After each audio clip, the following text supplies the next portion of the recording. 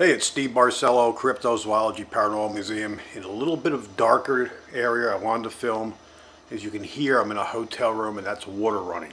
That's how thin the walls are in this hotel. So, I think I'm at Motel 6 or whatever. And I've been on the road for 4 days. Went down to Florida, saw my dad. He's doing good. It was another surprise attack and they didn't know I was coming. But sure, now the water stops. Could have filmed over there. It was good to go down. Every time I go south, it rains. It's raining out there now. Anyway, so I got out of town late, deal with some town business. I officially resigned. The 22nd is my last day, so I got like another week or whatever, finish up all the stuff, wipe my computer, paperwork, things like that. Besides that, I drove down and got out late, so as far as I got was south of the border. I like going there. It's kind of a creepy roadside attraction, which kind of fits for me. Hung out there for the night, got up early, and then I went down heading to Florida, ended up in that thunderstorm coming through, so I got stuck in Jacksonville. I mean, you couldn't drive. And the Expedition is not the best on wet roads either, but people were just pulling over, stopping on I-95. So once I got in, I ended up staying at the Crown something or other, Marriott or whatever. And at least I had a bar and a restaurant. Really nice people. Actually, I got to make sure I put them really nice. Actually, we were so wet, everyone's standing in line. They actually brought towels out to us so we could dry ourselves waiting to check in. Anyway, so I hung out there that night. Then once again, I still had like 4 hours and change to get down to Hudson and then continued down. And I got to his house, I guess, around 1 o'clock in the afternoon, something like that. A little before, I suppose. Hung out with him all day. He was really happy to see me. He was actually a little bit of a sense of humor back. He's really deaf, having a real hard time hearing, much deafer than I remember last time. But it was good to see him. Anyway, turn around, head back. Sure as hell, I catch up with the damn storm. End up driving through that. I made it up to, where the hell did I stay last night? I'm so tired, I can't even think.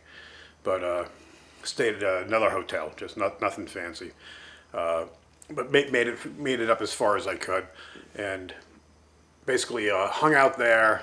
Once again, it was kind of crappy weather, and my plan was now to continue up and go to Uwharrie, where I'm around the corner from. Sure as hell, I get up here in Uwharrie, want to go to the park. Bigfoot bar is closed. The cabins that are rental, I wasn't sure if I was going to rent them. I wanted to get information and film them. That's closed. What the hell? It's the middle of summer. And of course, it's raining here. It's raining outside now, off and on. Hence, I get another creepy motel room where the walls are paper thin. One of the things I did, I stopped at Buc-ee's, picked up some stuff. Got to pick up trinkets for people, make sure I come home with some gifts.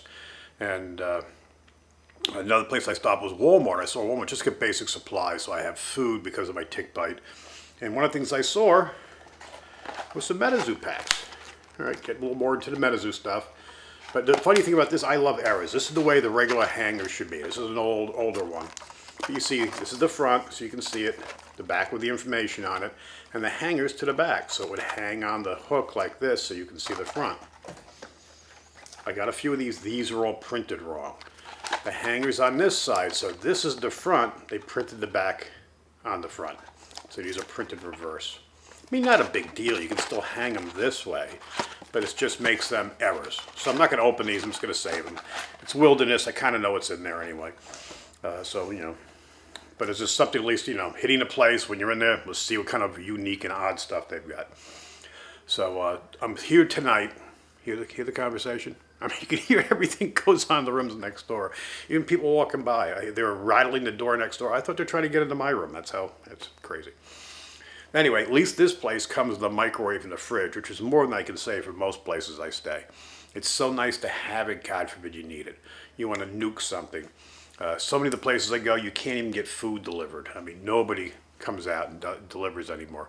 It's just harder and harder. I was trying to get Pizza Hut delivered, one of the places, and it was just giving me a hard time. You're not going to the actual place that makes it in the neighborhood. You have to go to some corporate office, somebody God knows where, I assume they're in America. And tell me, oh, I don't think they deliver. It says they deliver online. It's a crazy world. Just like going to McDonald's, one of the times I stopped by, I ran to McDonald's, I just wanted to get something to eat and hit the bathroom and pee. So I'm waiting at the counter, and the girl, there's actually about 3 of us there, and she goes, are you guys waiting to order? And I said, yes. Oh, she goes, oh, you have to put it in the terminal. What did I come inside for then? I might as well just go through the damn drive-through. What's the purpose of me walking in? Except I used the bathroom. So literally went outside, got my car, went through the drive-through, sat, ate my fillet of fish, and hit the road. Just kind of crazy. It's a different world. But anyway, I'm going to hopefully get out tomorrow before I head back up north. I'm not in a rush to get back up. I've got people working in the museum. I will head, my plan is to head home tomorrow unless something comes up and I'm going to be able to do something here, or maybe I can camp or something. But basically, I guess I'm around 5 hours from home, thereabouts. Especially the way I drive, stop and looking at things. I've been going through a lot of gas. Oh my God. And the gas prices are all over. From, I guess the most I paid was $3.69 to 302 was the cheapest I saw. Didn't gas up there because I just gassed up, but I got 309 a couple of times. So, crazy. You hear the voices? I thought the voices in my head. People next door. That's it. I just wanted to do a little short video. My plan was to shoot some videos, go out in the park, mess around with the scopes a little bit. But, you know, first of all, I couldn't even find out where campsite I'm supposed to ask. Past one sign said Yates Camping, so I have to look that up. And I have a tent and everything, so I have all my equipment with me if I can. But pouring rain, what are you going to do? I'm going to be crammed in my little tent, sitting in there, or sitting in the vehicle, and not be able to do anything. So I came here, I'm just doing stuff on the computer, answering emails and stuff I haven't answered in 4 days. But that's about it. We're going to be, now that I'll have a lot more freedom, I'll be on the road more, working more on the museum, the house. One of the things I had to do was go see my dad. I mean, it was just something that's been bothering me. And I'm happy he's doing better. But, you know, still, I mean, he's 95. And he's getting to that point where he's sleeping a lot. Even when I got there, I knocked on the door. His wife, Cheryl, surprised. I called her up because I didn't see the car in the driveway. It was literally parked right there.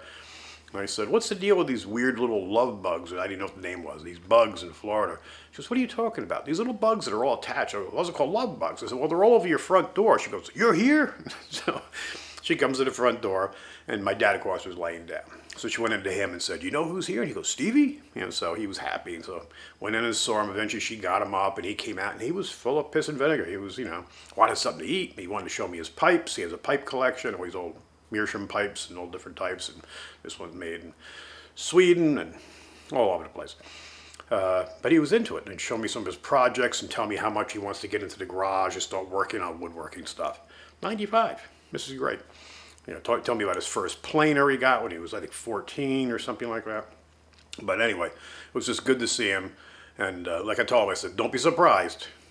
I'm going to sneak up on you every once in a while, just pop by. So we even called my brother and picked on him. He was up in Washington with his wife. Their wedding anniversary, I think it was. They're out there spending a week. But so it was good. It was just, you know, getting the family kind of mixing up again a little bit. But that's about it, folks. Just wanted to do a short video, get something up since I haven't put anything up in 4 days because I've been on the road and literally driving nonstop and just getting somewhere. Mostly like this, knuckle on in the rain. It's just been kind of crazy. So I appreciate you guys watching. Hopefully we'll get another couple of videos going next couple of days. I plan to get back on the road right away. We have another outing we're going to do, Bigfooting. That's why I wanted to do Aurora. I want to see about renting some cabins here and bringing the guys down here for a night or two. I mean, let's take advantage of the fact that we have some freedom. And we'll let you know, guys know what's going on. If you have any ideas too, I got some freedom. I can get back on the road again. I'm all excited. We hope the gas prices continue to go down. I spent a lot on hotels too. Food's easy. Mostly eat in my room. Get some cheesy food. I actually ate McDonald's. Did eat McDonald's. But hey, well, listen, bye. Everybody be good. Thanks for supporting the museum, our YouTube channel. The guys in our group are really great.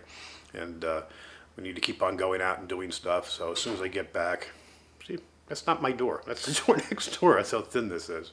You see, like, you know, it's amazing. This place is packed too. But anyway, I'll talk to you guys soon. Everyone be good to each other. I appreciate it.